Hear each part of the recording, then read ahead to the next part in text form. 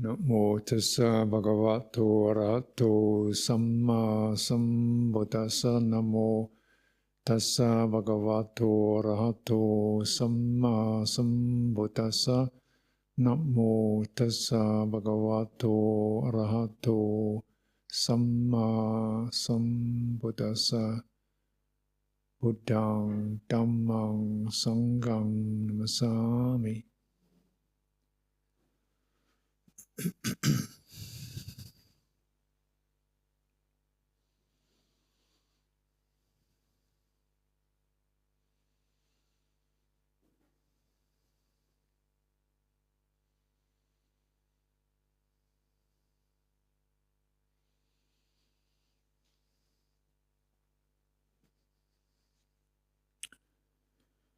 So we review the language the Buddha used, the images, the metaphors, the themes he referred to continually have become standardized in our Buddhist tradition. Also the way our minds work, often images of journeys, paths, development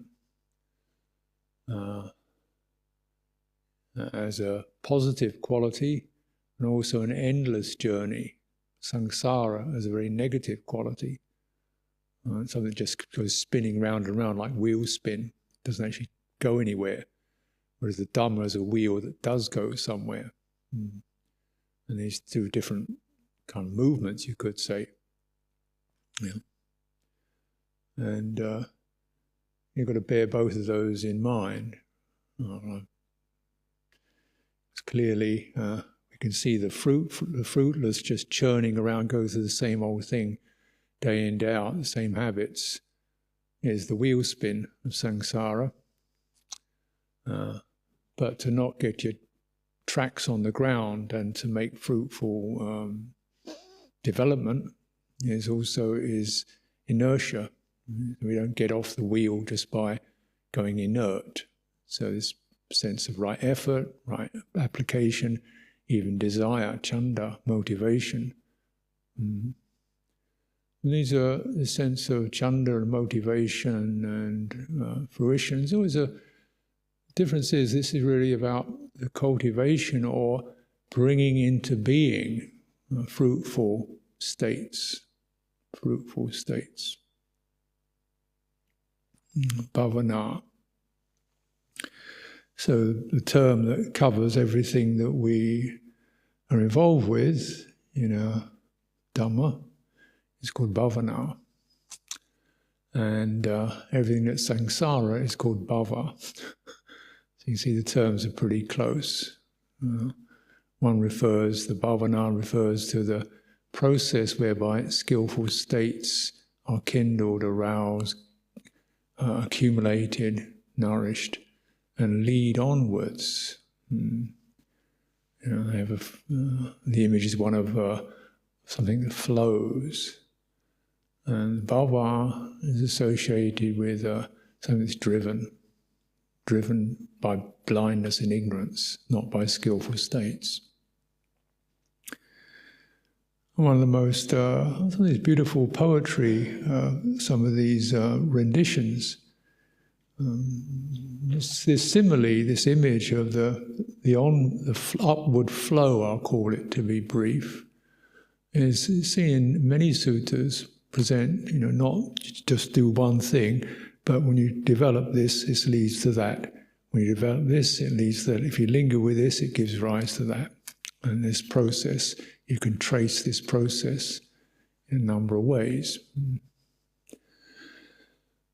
But then, one of the images that's used to encapsulate that is of rain falling on a hillside. When rain falls on the hillside, it moves into the gullies. When it fills the gullies flow up and become creeks. When the creeks become full, they flow in and become rivers. When the rivers become full, they become lakes. When the lakes become full, they overflow into great rivers. And when they become full, they merge into the ocean. So this is the way the Buddha said the process of skillful states begins and is moved along from this shore to the other shore. into the language that's used, in this sense of things have to ripen and become full and rich. When they're ripened and full and fed, they naturally swell and overflow into something grander, till you get something that's absolutely beyond limit. So this is the image that's used. It's a lovely opening, widening sense that you get with it. And another teaching, he says, when you cultivate like this, you don't need to make a particular volitional effort.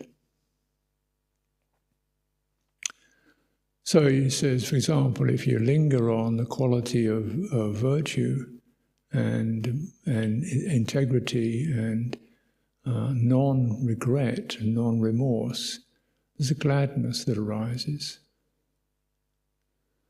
like a relief and a gladness. Yeah. Like one is let out of jail, that kind of feeling. If you linger on that quality of gladness, then joy arises. One feels uplifted, like, oh, wonderful. I've moved away. If you linger on that, the body begins to feel comfortable and restful and at ease. If you linger on that, the heart becomes happy, at ease, steadied. If you linger on that, it becomes concentrated, samadhied. If you linger on that, vision, knowledge arises. If you linger with that, without any further push, you see things as they really are, become dispassionate and released. So there's this. So these are these kind of images and presentations of a flow process, in which there is definitely a movement, but it's a movement that doesn't require constant pushing. In fact, the pushing will harm it. And yet, it's not inertia either. There's a careful gathering and staying and lingering and dwelling in fruitful conditions. And the mark of them is they are happy. And that's a really, I think it's such an important, if you just remember that bit and try to cultivate that bit. That's, in a way, that's the kind of, you look into the actual living human territory of the Buddhist tradition, it's basically happy. It's devotional, it's glad, it's generous, it's sharing, it's of that nature. You look into Buddhist assemblies, the congregation are happy, they're glad, they rejoice. When you come into well-trained places where people have cultivated the way, the monks and the nuns are happy. They're pleased with each other's company. They feel what a blessing it is. Yeah. I think this is really so important. Yeah. Because, it's a widening out of yourself into something bigger, not even out of your personal self, but out of the world that your personal self creates, which is, I'm alone, I'm an individual, I'm independent, I'm supposed to get it all together, I've got to be as good as the next person, perhaps better than the next person, so I won't be left behind, accused, attacked, laughed at, left out, miss the opportunity. I don't want to be like, so therefore I will push. Louder? Yeah. And that becomes such a standard thing. It doesn't even become a thought. It's just a basic energetic pattern. That to do something you strain. You don't linger and allow, you strain. To put your heart, make an effort means to strain. And so that gets mixed up with effort, Effort equals strain. Right, effort is a real strain. And the more effort you make, the more strained you get. And that's worldly effort. But when we consider what right effort is based upon, it's based upon right view. Right view, it has several features to it. First of all, it's not really about, it's about just surveying and lingering in a vision of what kind of states are good and worth being with, and what are not good and not worth being with. You could sum it up like that. And it's also about relationship. There are other beings, there's mothers, fathers, summoners. So it's very much embedded in the learning program of the human world in the time of the Buddha.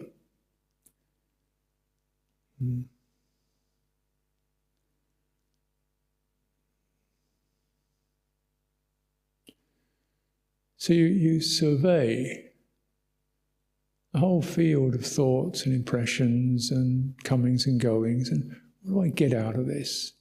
What's the general picture? These go that way, these go that way. And in a sense, that vision is not so much a fine detailed scrutiny on a particular thought or an idea, how brilliant it is, or how or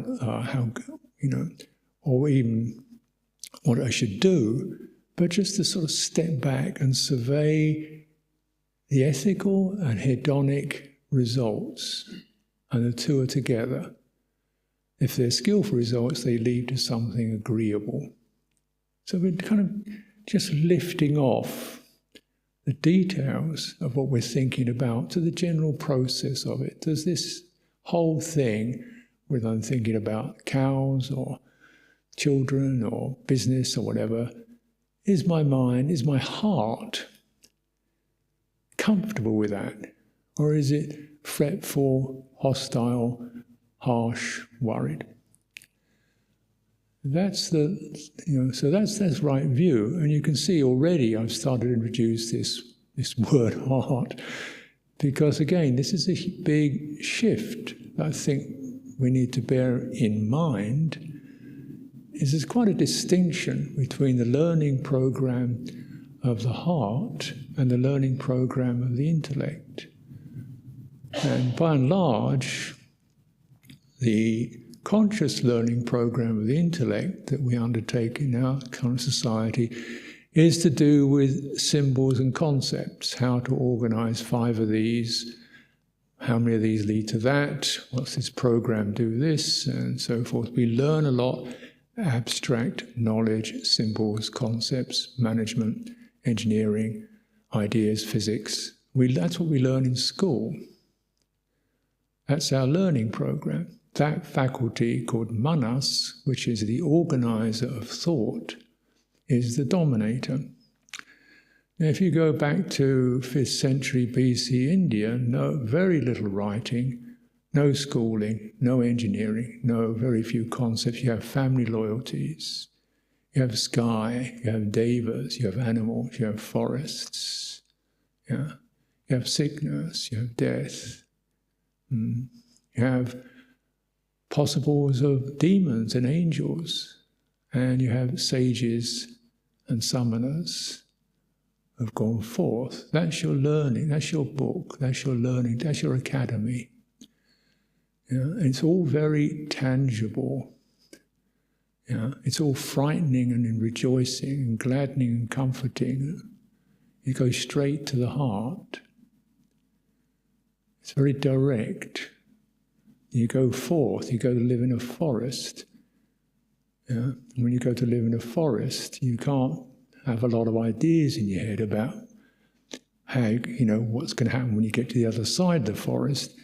You've got to have all your senses open, your thinking mind, your visual faculties, your hearing, your smelling, your tactile faculties, your bodily sensitivity and balance, all of them running, and not be involved with any of them, so you can survey the signals that are coming in. Here's alarm, here's temerity, here's impatience, here's a danger signal. Surveying internally and externally. what arises in the citta. Right? What arises in the citta that give me the signal of fear or of craving? Because if I follow those, I'll get mesmerized and I'll lose the balance, the overall picture. So the aim is to understand these signs that arise in the heart. Craving, impatience, worry, doubt. Not thoughts, but emotional pushes and triggers. And to not get involved with any of them, but to certainly acknowledge their presence. And maintaining the overall balance. Yeah. So in this way, then, one is extremely concentrated, but you're not concentrated on anything apart from being balanced and open and awake. Right? And what can do that? Now, what I'm suggesting, it's one of the very most common words in the Buddhist scripture, citta, can do that. Citta is that which feels, senses, receives, is receptive, and receives these signals, signs of passion, joy, ease, rapture, inspiration, faith, hatred. Receives all these signals, it shivers, and that generates its volition. It moves in those directions. And a skillful person is listening out for the signs of joy, confidence, stability, balance, well-being, and where they're going. Because they're not found in a sight or a sound or a touch or a thought. They're found in the heart itself. And as the heart discards its ignorance, it tunes into those qualities and dwells in them and becomes concentrated, gathered together, one-pointed on those qualities. And these qualities are called skillful because they have a ripening effect. You don't have to push them. When the citta enters something gladdening, it swells. That's what it does. That's what the nature of a skillful state. When we enter something frightening, it contracts, tightens up. When you enter something with passion in it, it goes on fire. It rushes out and burns. Yeah? When it comes into bitterness, it turns around and gets sour. So you can contemplate the shaping of the citta. And once you get a bit more familiar with the territory, you can recognize when the citta is muddied, or when it's uplifted, it's spacious, it's bright, or it's darkened, or it's shivering, or it's crushed. And all these shapes and forms, this is your book. It's where you study. And what gives rise to that, and what gives rise to that? And that's the right view. And the Buddha says you have to make an effort for right view. It's not just something that, it means the effort is to restrain the sense faculties, so you're not just following every sign, sight, sound, nor are you blocking them, but you're restraining, so you can, hey, what's the message behind this? No, don't bother with that one. Yeah. This is something to cultivate. It's called restraint. If you're living in the world or anywhere, actually, these days, there's so much stuff coming in, and so you've got to have that sense of, what's this one? This is just another piece of propaganda, this is another rant, this is another gimmick, this is another thing that's just trying to get me stimulated or angry or upset. Don't bother. It's just going to poison. So this is called right view, right effort, and then because of that, you're both receptive, absolutely, otherwise you can't view anything, but you're also, there's a firmness, you're selective. I receive everything, but these are the ones I discard, and this one I stay with. That's called mindfulness. So, in the terms of this ongoing process, the Buddha says, when you've established a sense of view and you've established virtue, then you have a basis for mindfulness, or right mindfulness. So it's both firm and it's receptive. It's like I call it something like a loop. You place it over. These things fit into it, these don't.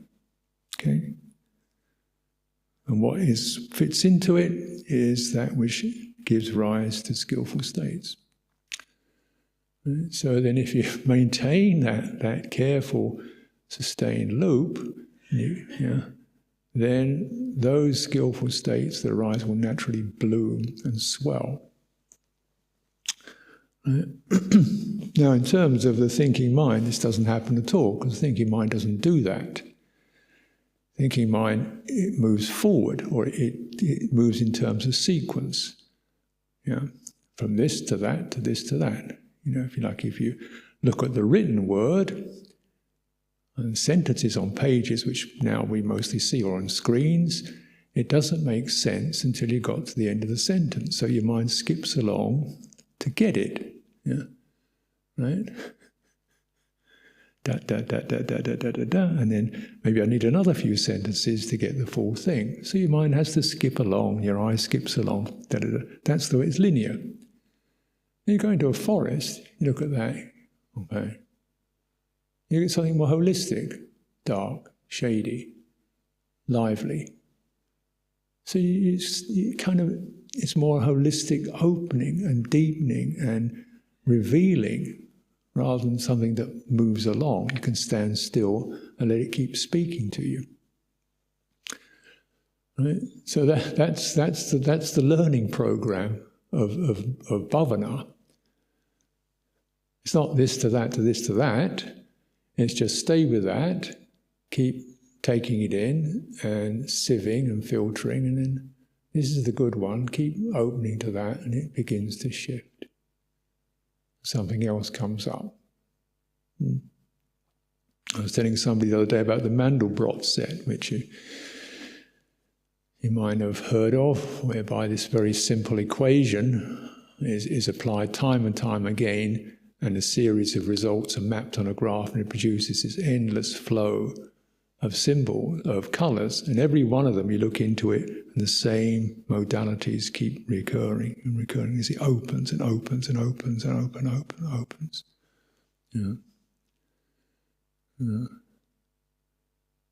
And the fundamental quality that is revealed as the citta opens is the sense of freedom. Oh, what a relief not to have to drag regret and remorse around, not to have to be furtive, not to have to be worried about what people think of me. Boy, what happens then? Weight off the back, heart opens. Oh, and what a joy it is to recognize that my happiness could be right here rather than something I have to reach out for in terms of sense objects or doing something or being approved of. Oh, that's rapture. Suddenly that it's intimate, it brings you back to yourself.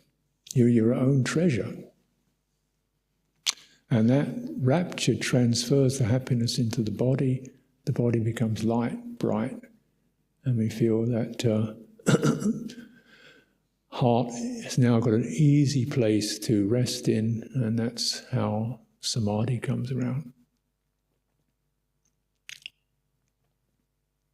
That's the way it's expressed. And why I mention this, because I do a lot of retreats and so forth, and in that conversation, it's almost always, so repeated. People are straining to get their mind concentrated. They're trying to focus on a particular point and get good at it. And, they say, what point should I focus on? And I say, no point, and they look confused. And how do you concentrate? I said, you don't concentrate, you look very confused. And they say, where should I focus on the breath on? I say, you don't do that. And they look confused. And because that's what we're doing, we meditate.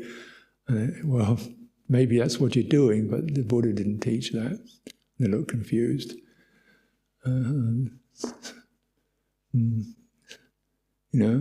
Because the whole view and the paradigm is that things don't work unless you tighten up. And if you're really sincere and focused on something, you get really tight. And the idea is to get micromanagement tight. That's where you're really top grade, And I guess professional life can do that. That's our training. And of course, this is why we're in a society massively loneliness, addictions, drug, depression, mental health declines, because people are tightening up something that should not be tightened. They're screwing up something that is a delicate, sensitive system that should not be screwed up. They're pushing something that should not be pushed, nor should it be ignored, but to be carefully held and honoured and looked after, fed proper food. This is the paradigm, this is the model of bhavana.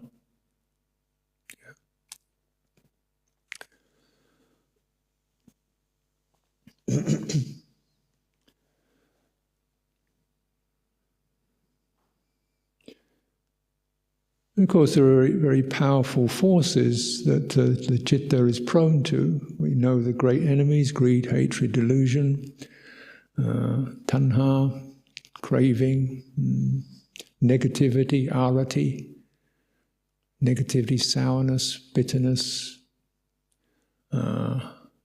jealousy. It's all to do with loneliness, isn't it? That's I'm on my own, therefore I've got to get my thing. I'm on my own, therefore she's got more than I have. They're all about the constricted state.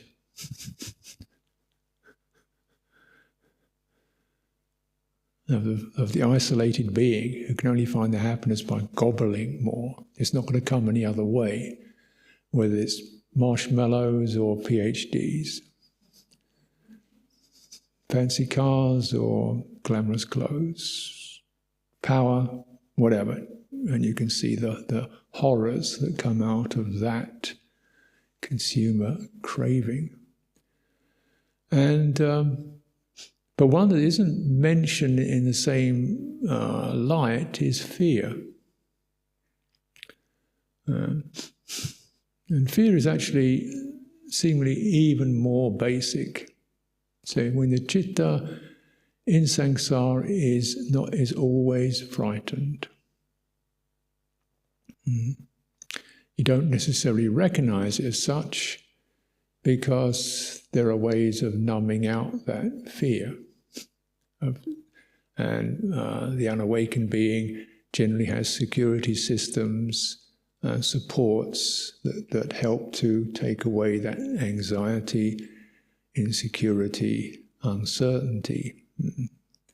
And if we retranslate fear as fundamental insecurity, uncertainty, and that fabulous minare, not certain of what that does to us, we get rattled, tell me what to do, what time it is, where should I be, what am I supposed to do, am I doing the right thing, does she like me?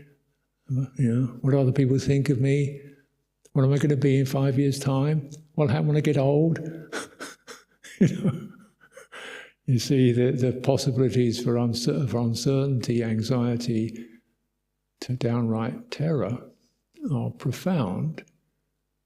When the citta is embedded in samsara, it's always fending off fear. That's why it's so glued to craving and aversion. And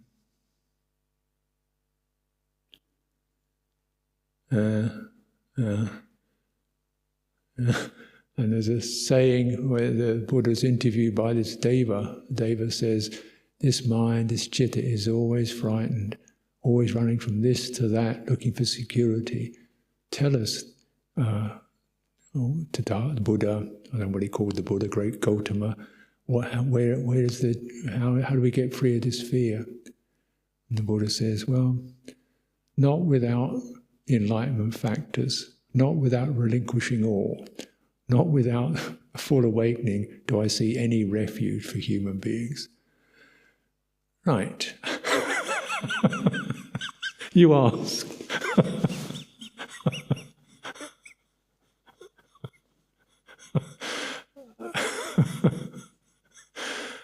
So this is a bit... But fear is the kind of one of the fundamental triggers. And so we actually list the things we could feel a bit nervous about. And let's put it that way. Have I made a mistake? Have I offended somebody? Oh dear. The way you can offend people, through a joke or through, have I been politically correct? Mention all the different, categories of people to make sure we haven't seemingly, dismissed anybody, given everybody equal attention, and go on to something wrong, offended, gaffe, politically incorrect. My name will be broadcast on the internet. I'll be known as someone who believes. Oh goodness! So that fear. Did I turn up at the right time? Everybody looks at me. Who's he? Late. Social gaffe. Fear.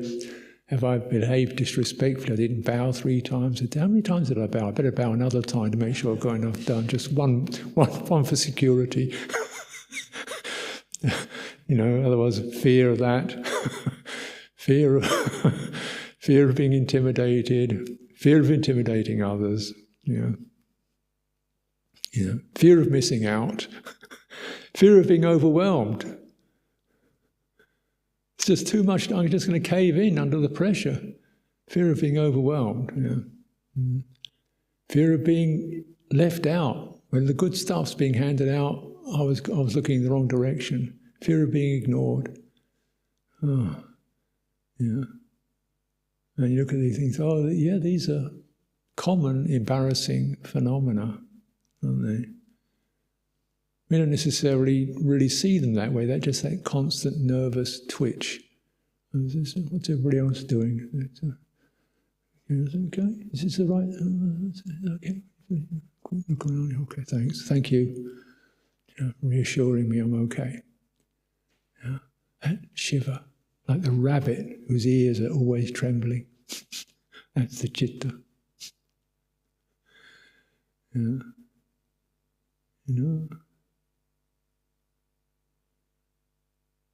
And when one sees it like that, and he remembers it like that, and you look at it with a heart, you think, oh dear,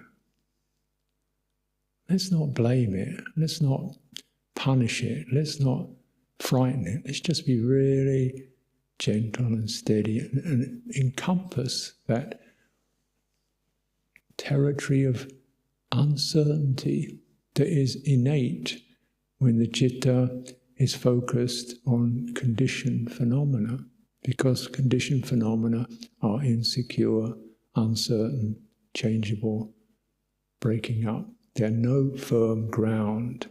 And if we don't know where the firm ground is, there's always that shiver of anxiety and insecurity. In fact, one of the ways that the realization experience is mentioned is kema, safe, and the abhaya, free from fear. Until one has touched into that to some extent, there's always anxiety of some kind is hovering. Yeah. And it's not a hindrance because in a way it's necessary. We have to know that knives can kill us. We have to know that electricity is dangerous. We have to know that certain things will arouse people's anger. Yeah. And we don't want that. Yeah. And then there's that sense we have to have that ability to receive signals. The problem is, that can be dealt with, is when these signals become so embedded in the citta, that we're living with that even when it hasn't actually, the cause of it isn't really there. We're imagining it. Yeah. And so, because the citta doesn't actually contact sense world, it contacts what the mind, the thinking mind, tells it. And the thinking mind describes things in accordance with the citta. So if the citta is nervous, the thinking mind looks at all the things to get nervous about, picks them up, broadcasts them back into the citta gets stimulated by something it's actually concocted or contributed to concocting. So the difference between the heart and the mind. The heart is naturally wavering. Yeah. Then it sends a signal out to the thinking mind, tell us what's going on out there. Yeah. Look around at sight, sound, and interpret what other people are doing, so that I can get it right. It looks around, but then the mind that's driven by the anxiety sees anxiety forming phenomena. It looks at people, she's frowning. Oh dear, I must have said something wrong. Oh dear. And maybe she's frowning just because she's got a headache. So, it sees and interprets things in accordance with the volitional tendency that the citta has given to it. So before we actually start to reify or see our world, we have to really contemplate where the citta is coming from. If it's coming from fear, we have to deal with that fear right here. Otherwise it spreads out. So our way of dealing with that is we this is anxiety. Feels like this, mindfulness of that, aware of the citta, then the citta is shivering, getting tense, driven, and quality, skillful attention to that steadies, calms, widens. We recollect whatever is out there. I am living without hatred. And we take refuge in that. Whatever people say and think, I'm living with a mind of goodwill. That's my intention. You keep going back to that. And then when the citta then is properly dealt with its latent tendencies, then the signals shift. We say, oh, here are people who are suffering, people who are subject to anxiety such as me. They may be thinking unfortunate things about me. I will reassure them, rather than I will defend myself against them. So it's a very different relational impulse.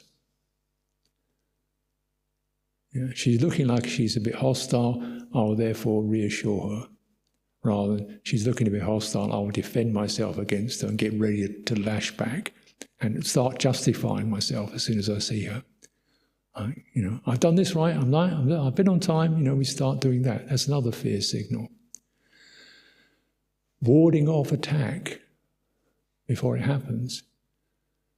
But then when the fundamental signal of fear is there, we actually operate in ways that do not quell the fear, they just defend us from what we're frightened of.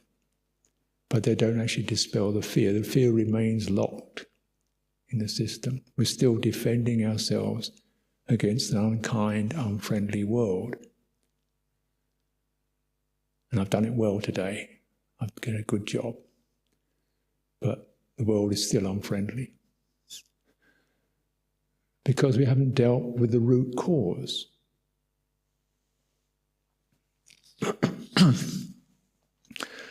So clearly there are distinct meditations, like the meditation on death is an antidote to fear. Whereas to the individual, it's a source of terror. The meditation on death means you bring yourself to that point, okay, contemplate this, do this on a daily basis, I forgive, express gratitude, release the past, open to the future, don't hold on. No future. Forgive, express gratitude.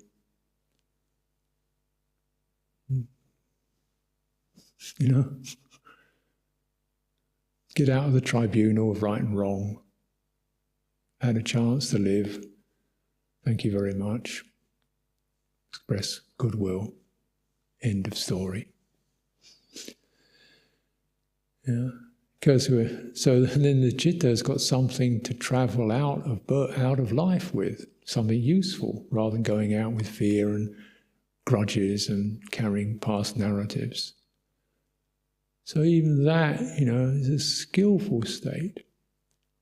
The topic may be unpleasant, but if it's cultivated, it gives rise to a skillful state that lifts us.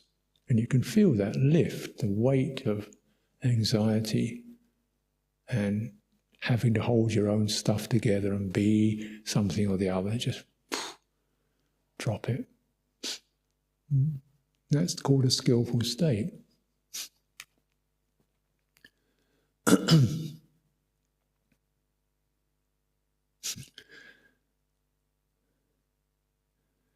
And so what do we do when we do this sitting still stuff? What are you supposed to focus on?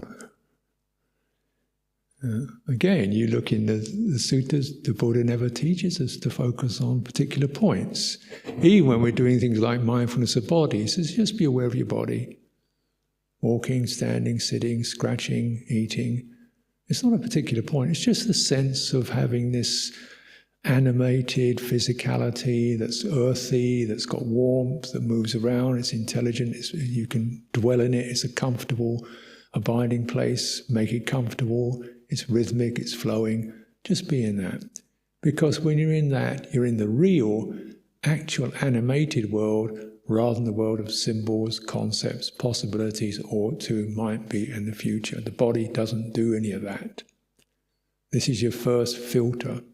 You filter off future, you filter off status, you filter off identity, because the body doesn't have it. Yeah? So you put aside social roles, whether you're the king or you're baby or whatever, you've got the same stuff, body. Male, female, doesn't matter.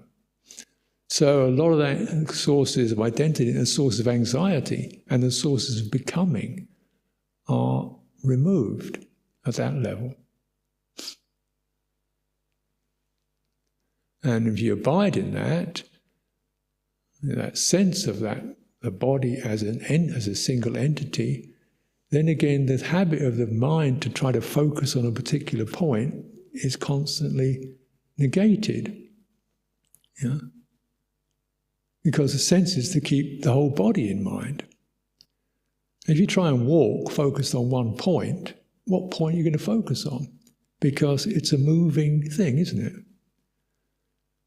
You've got to shift your legs, you've got to move the whole body together. And for it to be comfortable, it's got to be fluid. So it's not like robotic walking. Yeah. Right. So really consider these things. And when he says, okay, sitting down and breathing, he doesn't say focus on the breath. He says focus on know the experience of breathing. Because breathing is something you don't have to do. It happens. It just arises, and it's lovely because it's refreshing. It's the most natural thing in the world.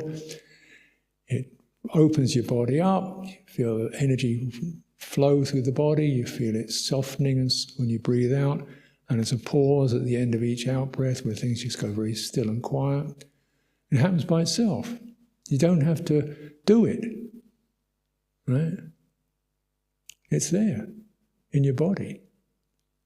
So then I try to teach a meditation, and people are trying to do breathing. And they were breathing fine before they started to be mindful of it.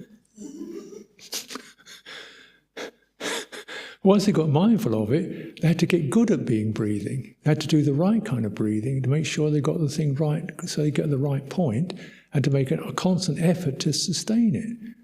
And you're thinking, but this is driving you nuts, isn't it? I said, yeah, but I'll have the breakthrough. I'll get into samadhi.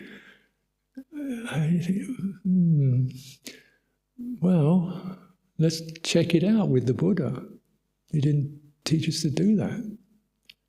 And the idea was, this is cool, this is easy, because everybody just breathes in and out, and happens. And then, do you know what it is? Because certainly in the Indian understanding, breathing is several levels of it. There's the air breath, there's the energy breath, there's breath, so it's 5 different breaths, 5 different systems. But they're basically, the whole system is just the flushing and the movement of energies. And just be with that, because it happens. We are inherited. That's our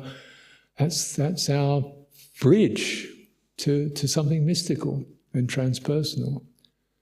And to be with it, you have to stop doing that holding on, screwing yourself up onto one point. So it definitely requires a kind of effort, but the effort to stay still and open and receptive. There's something that's fluid and flowing. Now right? And it's felt. So you can read feeling, and you can read how rigid you're getting by reading what's happening in your body. If you're breathing easy, if you're tight breathing, something's rigid, freezing up. Yeah.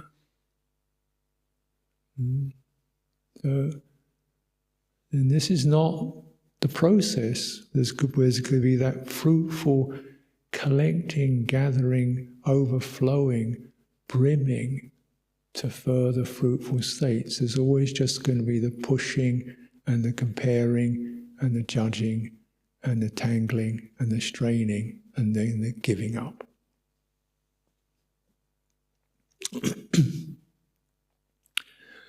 Wrong path.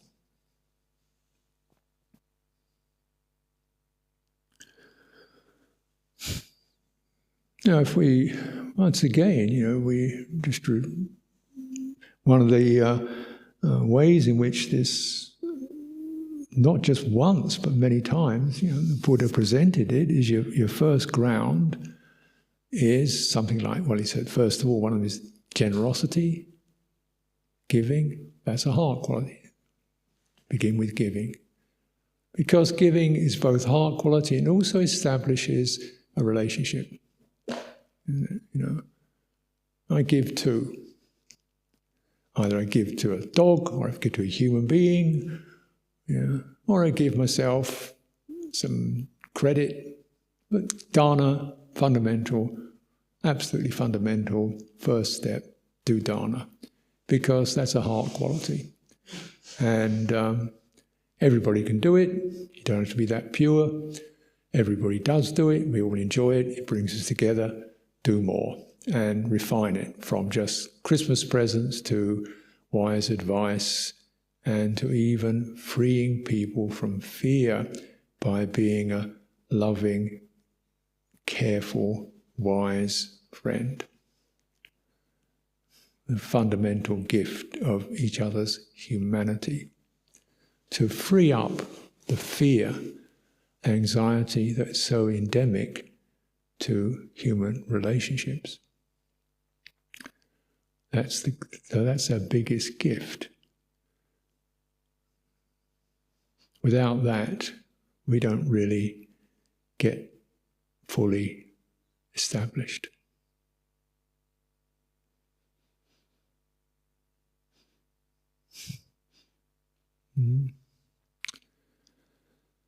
Dana sila. Sila, again, keep reviewing it, because when we get the thinking mind, you get into all kinds of disputes and concerns, and this right and that's wrong, and this is pure and that's pure, and of course in the Vinaya, this is a dukkata, this is only a dukkata, this is a pacittiya, you got these kind of things, you get debates over exactly what time dawn is, and stuff like that. And of course you look in the Vinaya, it doesn't even tell you about dawn, it just... So we create particular objects to start getting tight about. And sometimes even people attack each other over interpretations of the training rules. Scholastic throwing daggers over training rules. Who's purist? And then then scold each other because you're not pure, or feel you've got to train people to be really pure. And it's all this kind of top-down blaming and contracting around particular points. But actually, what sila as a development from generosity is the opening the relational field to respect relational integrity, relational sensitivity. The very fundamental golden rule: I don't do to others what I don't want them to do to me. I don't blame and criticize and attack others because I don't want that to happen to me. We understand fear and we want to move beyond it in our relationships. Every creature is frightened of other creatures. Let me be someone who does not harm. Instead, let me be someone who brings comfort and reassurance. And if we cultivate that, then we train gladly rather than fearfully to correct my wavering mind, to get on top of my, impulsive tendencies, my carelessness. I train gladly rather than fearfully. Then that's a skillful state. Heart opens. So these are general themes to cultivate and refresh, to make sure that when we're in this territory, we are looking through the right lens, the heart, right view, rather than the mind, thinking mind. We're understanding the course that causes fruitful states to come to be, bhavana, and avoiding the course that tends to suffering and ignorance, bhava. We're moving from the personal, isolated entity into sensitive awareness of the whole human predicament. We're moving from individuality to trust in Sangha. And when we get down to it, trust in Sangha on this level has to be cultivated through being worthy of trust, being honourable, being respectful, each of us, and being generous and kind to each other. Then there can be no other way. Trust is bound to develop. Fruitful states are bound to come to be. And when we consider our domestic situations, how important it is to have that sense of care and attention, particularly as we get sick or old. rather than being seen as a nuisance and a burden who's going to be chucked out, useless. Someone who will be cared for, treasured, and making those gestures that are generous and loving, be for our welfare, the welfare of others, and the longevity of the Sangha. Any other way will lead to its decline. So offer these thoughts for your reflection and consideration. And again, just come here. Part of my sila practice is to not just to not do, but to do. My doing is to open and try to bring presence and companionship into the whole field in which I am embedded, monastic community, Buddhist community. So I hope can be for some way contribute to your welfare.